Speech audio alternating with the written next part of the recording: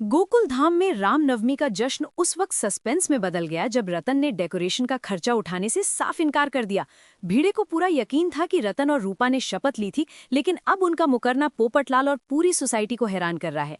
अगर society fund इस्तेमाल नहीं हुआ और रतन ने पैसे नहीं दिए तो इस अयोध्या जैसी शानदार सजावट का बिल आखिर भरा किसने? कहानी के फ्लैशबैक में चलते हैं। ये पूरा रायता फैलने के ठीक एक दिन पहले क्लब हाउस में टप्पू सेना अपनी यूजुअल चिल मोड में थी। पिंकू और गोली के बीच टेबल टेनिस का ऐसा घमासान युद्ध चल रहा था मानो वर्ल्ड कप का फाइनल हो। पिंकू गोली को ताना मारते हुए कहता है, ओए गोली, तेरा ध्यान कित्थे है? तेरे रिफ्लेक्सेस कहाँ छुट्टी पे गए हैं? अब भाई हम सब जानते हैं कि गोली का रिफ्लेक्स एक्शन सिर्फ और सिर्फ समोसे, कचौड़ी और पिज्जा देखकर ही एक्टिवेट होता है। गोली ने भी सीना ठोक कर कह दिया, देख गॉगी, मेरे रिफ्लेक्सेस और मेरे पेट का बहुत गहरा रिश्ता है। तू बस जीतने वाले के लिए डबल चीज पिज्जा का दाव लगा, फिर देख मेरा अवतार। तू गोली से शॉट मार, मैं जीत के दिखाऊंगा। सच में दोस्तों, अगर ओलंपिक्स में खाने का कोई मेडल होता तो गोली हर साल भारत के लिए गोल्ड मेडल पक्का लाता। तभी वीर और बांसुरी हाफते हुए क्लब हाउस में भागते हुए आते हैं, जैसे उनके पीछे बाघा का कोई नया और खतरनाक आविष्कार पड़ गया हो। वो आते ही चिल्लाते हैं, बर्थडे है, सेलिब्रेट करना है। अब बर्थडे शब्द सुनते ही टप्पू सेना के अंदर का डांसर जाग उठता है और वो बिना सोचे समझे पागलों की तरह गोल गोल घूमकर नाचने लगते हैं। लेकिन जब बांसुरी बताती है कि ये किसी इंसान का नहीं बल्कि मर्यादा पुरुषोत्तम भगवान श्री राम का जन्मदिन यानी रामनवमी है, तो टप्पू के दिमाग की बत्ती तुरंत जल जाती है। टप्पू फैसला करता है कि इस बार गोकुल धाम में सिर्फ एक साधारण पूजा नहीं होगी, बल्कि ऐसा ग्रैंड सेलिब्रेशन होगा कि पूरी मुंबई देखती रह जाएगी। गोकुल धाम को सीधा अयोध्या बनाने का मास्टर प्लान तैयार हो जाता है। लेकिन टप्पू सेना ने प्लान तो बना लिया, मगर भिड़े के पास परमिशन लेने जाना मतलब सोते हुए शेर के मुंह में हाथ डालना। इधर हमारे एकमेव सेक्रेटरी आत्माराम तुकाराम भिड़े अपने घर में बैठे बैठे दिन दहाड़े नींद की वादियों में गोते खा रहे थे। उन्हें हिचकियां ऐसे आ रही थी जैसे माधवी भाभी ने खाने में गलती से एक्स्ट्रा मिर्ची का तड़का लगा दिया हो। माधवी भाभी मजे लेते हुए पूछती है, अहो कौन याद कर रहा है आपको इतना?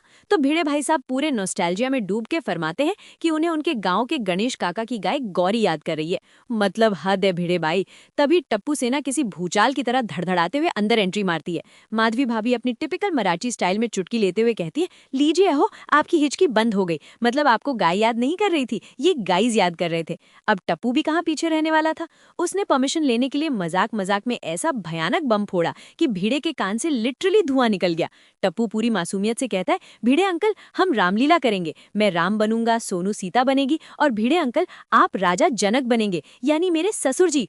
ओ भाई साहब, ससुर जी शब्द सुनते ही भिड़े को तो जैसे 440 वोल्ट का हाई टेंशन झट्टा लग गया। वो ऐसे छटपटाकर पीछे हटा जैसे टप्पू ने उससे अगले 10 साल का एडवांस मेंटेनेंस का चेक मांग लिया हो। भिड़े की तो वैसे ही टप्पू और सोनू को एक साथ देखकर जान सूखती रहती है, ऊपर से ये ससुर जी वाला जोक। उसकी आंखों के सामने तो जैसे अपना सबसे डरावना सपना सच होता दिख गया। माधवी भाभी भी आग में पूरा घी डालते हुए हंसकर कहती है, अहो बात तो बरोबर ही है ना, राम सीता और जनक राजा तो हुए ना आप ससुर जी। भिड़े झल्ला कर पूरी तरह चिढ़ जाता है और रामलीला की परमिशन को सीधा रिजेक्ट कर देता है। टप्पू सेना समझ जाती है कि बात बिगड़ रही है, तो वो तुरंत अपनी निंजा टेक्निक का इस्तेमाल करते और सरप्राइज का कार्ड खेलकर वहां से रफूचक्कर हो जाते हैं। भिड़े बेचारा पीछे से बस सोचता ही रह जाता है कि ये बच्चे आखिर करने क्या वाले हैं। गोकुल धाम में तो रामनवमी की गुपचुप तैयारी चल रही थी, लेकिन गड़ा इलेक्ट्रॉनिक्स में एक अलग ही लेवल का रायता फैलने वाला था। जेठालाल दुकान में आता है और मार्च एंडिंग का टेंशन उसके चेहरे पर ऐसे झलकता है जैसे सुंदरलाल ने फिर से बिना बताए कोई बहुत लंबी उधारी मांग ली हो। जेठालाल चिड़चिड़े मूड में नट्टू काका से खर्चे की फाइल मांगता है, क्योंकि सीए के फोन पे फोन आ रहे थे। जेठालाल एकदम बम फटने की कगार पर था, तभी बाघा का फोन बजता है। बाघा फोन देखकर इतनी चौड़ी स्माइल देता है और कहता है, सेठ जी, हमारे भविष्य के सेठ जी का फोन है। जेठालाल की तो जान ही हलक में आ गई। उसे लगा ये दोनों कहीं कोई नई दुकान तो नहीं खोल रहे। जेठालाल घबराकर पूछता है तो पता चलता है कि फोन और किसी का नहीं बल्कि टप्पू का है। अब बाघा भी पूरा पक्का और शातिर खिलाड़ी है। जेठालाल कहता है कि फोन स्पीकर पे रख, तो बाघा ज्ञान देते हुए कहता है, नहीं सेठ जी, मैं स्पीकर पे नहीं रखूंगा, क्योंकि बड़े सयाने कह गए हैं कि इधर की बात उधर नहीं करनी चाहिए। जेठालाल को जो गुस्सा आता है ना, मन करता है बाघा को अभी गड़ा इलेक्ट्रॉनिक्स के बाहर फुटबॉल की तरह किक मार दे। जेठालाल दहाड़ता है, अरे भाई मत भूल, टप्पू मेरा बेटा है, उसकी हर पर्सनल बात सुनने का मुझे पूरा हक है। फाइनली बाघा फोन स्पीकर पर रखता है और टप्पू डेकोरेशन की हेल्प के लिए बाघा को फिक्स कर लेता है और उन्हें कल के फंक्शन में इनवाइट करता है। जेठालाल अभी इस मार्च एंडिंग के सिरदर्द से निकला ही था, तभी दुकान में एक नया बवाल आ जाता है। एक लंबे बालों वाली और लंबी सी दाढ़ी वाला साधु बाबा दुकान में एंट्री लेता है और जोर से कहता है, भिक्षाम दही। जेठालाल तो ठहरे पक्के गुजराती व्यापारी, वो बाबा को भी अपना माल बेचने की कोशिश करने लगते हैं।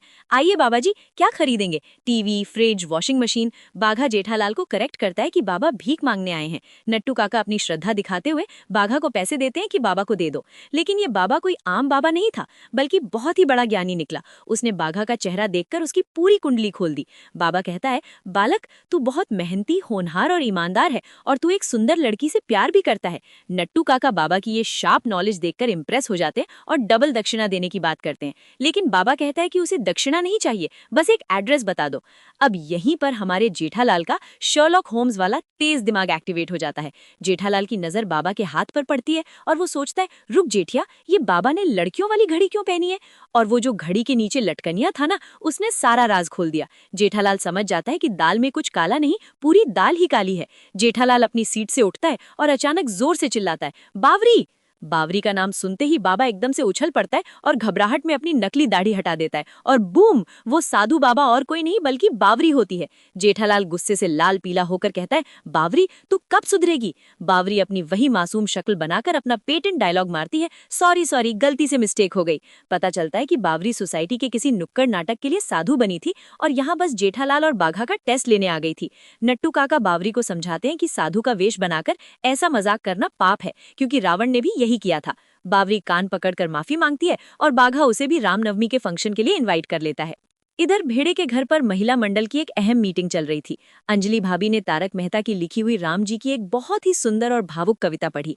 कविता इतनी शानदार थी कि पूरा महिला मंडल मंत्रमुग्ध होकर तालियां बजाने लगा। कोमल भाभी ने मेहता साहब की तारीफ की तो माधवी भाभी ने अंजलि भाभी को उनकी प्रेरणा बताया। इस पर रोशन भाभी ने अपना तड़का लगाकर जोक मारा, हाँ, डाइट वाली प्रेरणा, और सब जोर जोर से हंसने लगे। मीटिंग में तय होता है कि रामनवमी के इस पावन अवसर पर सब लोग एक जैसे यानी पीले रंग के खूबसूरत कपड़े पहनेंगे। माधवी भाभी अपने चिर परिचित अंदाज में मजाक करते हुए कहती हैं, क्यों, क्या रतन भाई की दुकान पे पीले कपड़ों का बहुत सारा स्टॉक आ गया है जो खपाना है? इस मजाक पर सभी औरतें ठहाके लगाती हैं। सब तय करते हैं कि टप्पू सेना का जो भी सरप्राइज होगा वो बहुत ही जबरदस्त होगा और सब मिलकर पीले रंग के कपड़ों में जश्न मनाएंगे। और फिर आखिरकार आ ही गया रामनवमी का वो शानदार दिन। गोकुलधाम सोसाइटी का कंपाउंड ऐसा सज गया था जैसे सच में आसमान से अयोध्या नगरी जमीन पर उतर आई हो। एक भव्य राम दरबार लगा था। सभी पुरुष और महिलाएं पीले रंग के ट्रेडिशनल कपड़ों में चमक रहे थे। बबीता जी की खूबसूरती तो पीले रंग में और भी निखर कर आ रही थी।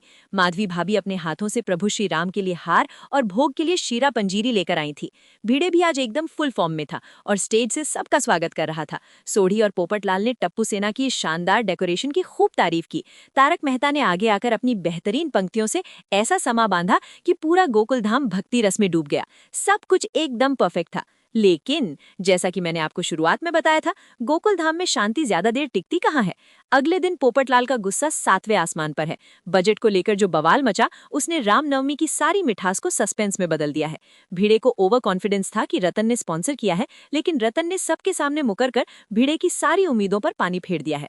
हमने तो कोई पैसा नहीं दिया। रतन के इस एक डायलॉग ने पूरी सोसाइटी को शॉक में डाल दिया है। अब सबसे बड़ा सवाल यही है दोस्तों कि अगर रतन ने पैसे नहीं दिए, गोकुलधाम का फंड इस्तेमाल नहीं हुआ, तो ये लाखों रुपए का डेकोरेशन हवा में से तो नहीं टपका। आखिर इस भव्य सजावट का असली मास्टरमाइंड कौन है? किसने भरा है ये बिल? क्या ये टप्पू सेना की कोई नई चाल है? क्या भिड़े से कोई बहुत बड़ी गलती हो गई है, या फिर गोकुलधाम में कोई अनजान शख्स आ गया है? ये सस्पेंस तो अब अगले एपिसोड में ही खुलेगा।